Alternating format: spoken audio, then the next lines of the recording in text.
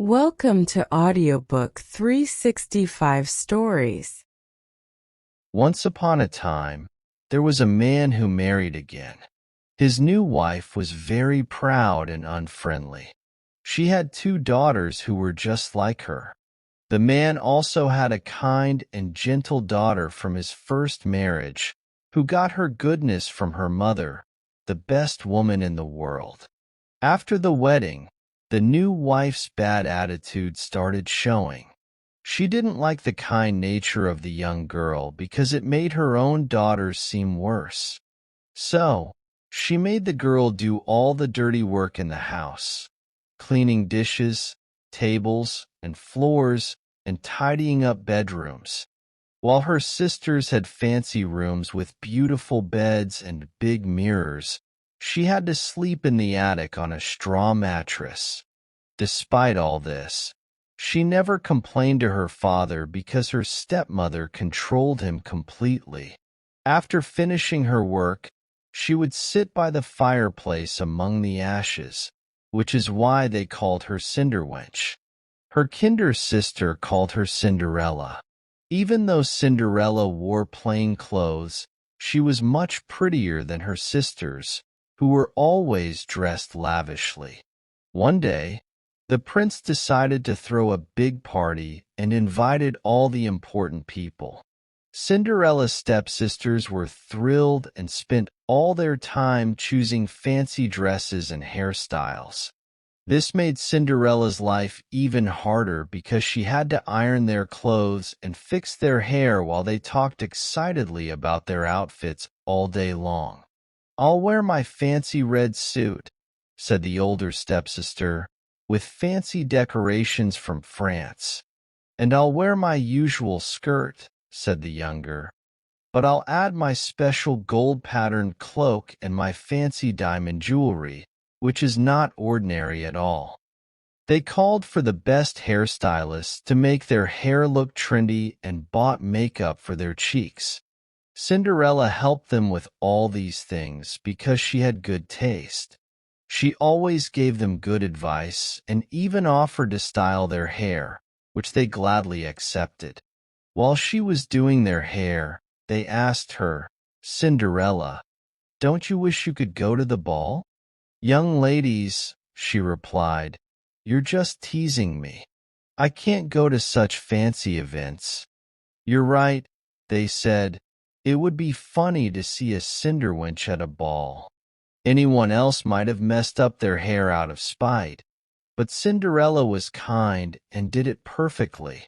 They were so excited that they didn't eat for almost 2 days.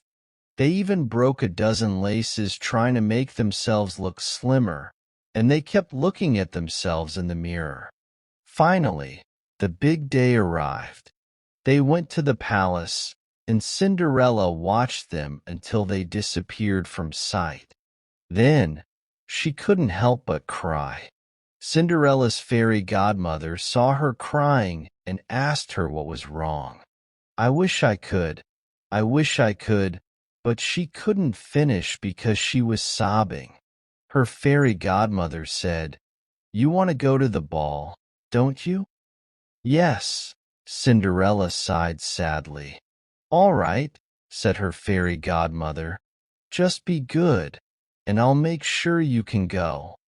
Then she took Cinderella into her room and said, "Go to the garden and bring me a pumpkin."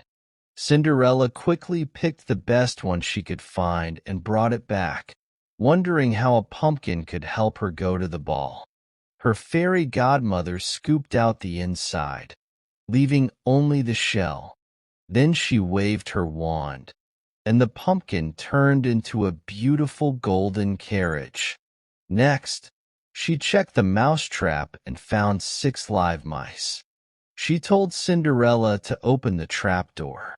As each mouse came out, she tapped it with her wand, and they turned into 6 splendid horses, all a beautiful gray color.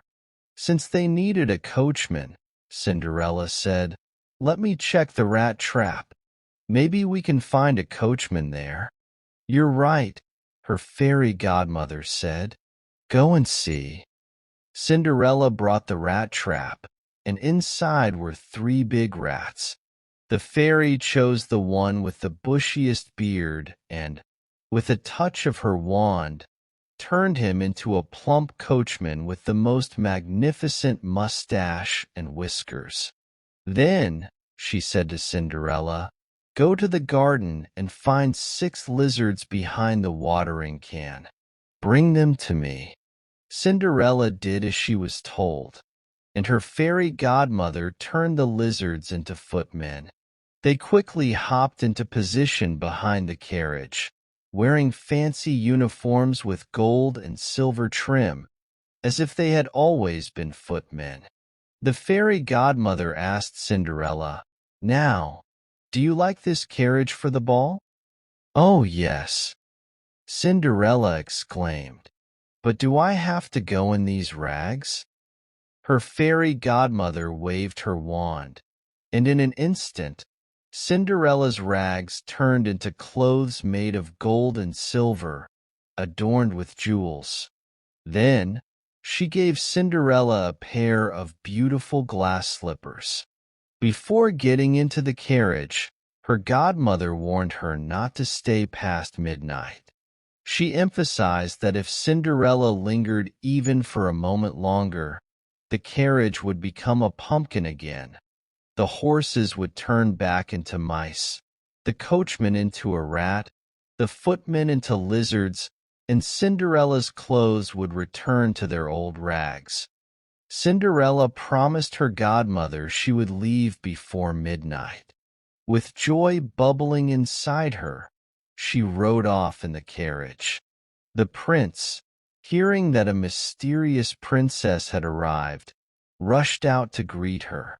He offered his hand to help her out of the carriage and led her into the hall where everyone had gathered. As soon as she entered, there was a hush in the room. All eyes were fixed on the beautiful stranger. Whispers filled the air, with everyone marveling at her beauty. Even the king couldn't take his eyes off her. He whispered to the queen that he hadn't seen such a lovely creature in a long time. The other ladies at the ball admired her clothes and hairstyle, hoping to copy them if they could find similar materials and skilled hands to recreate the look. The prince escorted her to the place of honor and danced with her. She danced so gracefully that everyone admired her even more. Although there was a feast prepared, the prince was too captivated by her to eat. Cinderella went to sit with her sisters, treating them kindly and sharing some of the treats the prince had given her. This surprised her sisters because they hadn't been friendly to her before. When Cinderella heard the clock strike 11:45, she said her goodbyes and hurried home as fast as she could. Once she arrived home, she rushed to find her fairy godmother. After thanking her, Cinderella expressed her wish to attend the ball again the next day because the prince had invited her. While Cinderella was excitedly sharing her ball experience with her godmother, her 2 sisters knocked on the door. Cinderella opened it and pretended to be tired, yawning and rubbing her eyes, even though she hadn't felt sleepy since she left for the ball. If you had been at the ball, said one of her sisters, you wouldn't be yawning now. There was the most beautiful princess, the loveliest anyone has ever seen. She treated us so kindly and gave us oranges and lemons. Cinderella didn't seem excited about this. Instead, she asked her sisters the princess's name. They didn't know it, but they said the prince was very eager to find out. Cinderella smiled and replied, "Was she really that beautiful? How lucky you are. Couldn't I see her? Oh, dear Charlotte, could you lend me your yellow dress?" "Ah, lend my clothes to you?" said Miss Charlotte. "No way. Why would I give my clothes to a dirty Cinderella like you?" Cinderella expected this response, and was secretly glad her sister refused. The next day, her sisters went to the ball again, and so did Cinderella, but this time she was dressed even more beautifully than before. The prince stayed close to her all night, showering her with compliments. Cinderella was not bothered by his attention at all. In fact, she forgot all about her godmother's warning. When she heard the clock strike 12, she thought it was only 11. So, she rushed out of the ballroom as fast as she could, with the prince trying to catch up to her. She made it home out of breath, without her carriage, and back in her old clothes, with only one glass slipper left from all her fancy attire. At the palace gate, the guards were asked if they had seen a princess leave. They said they only saw a poorly dressed girl who looked more like a country girl than a lady. When her sisters returned from the ball, Cinderella asked if they had a good time and if the beautiful lady was there. They said yes, but that she left in a hurry when the clock struck 12, dropping her pretty glass slipper, which the prince picked up. They also said the prince couldn't take his eyes off her and must be in love with her. It turned out to be true. A few days later, the prince announced that he would marry the girl whose foot fit the slipper perfectly.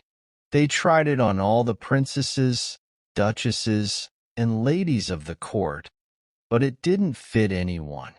Then they brought it to Cinderella's sisters, who tried hard to squeeze their feet into it but failed.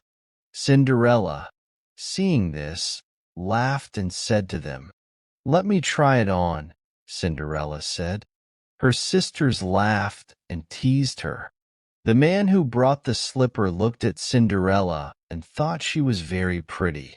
He said it was fair for her to try it since every lady was allowed to.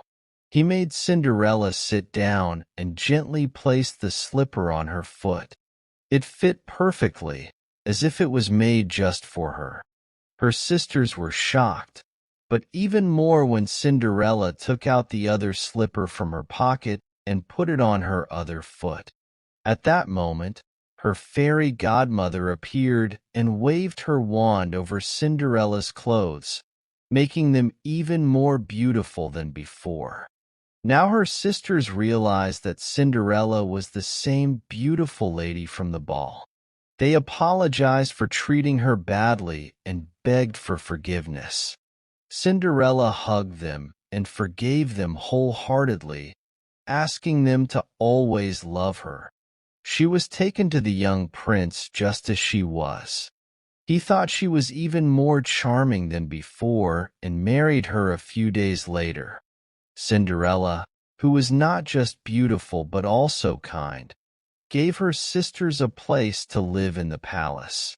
That same day, she married them to two great lords of the court.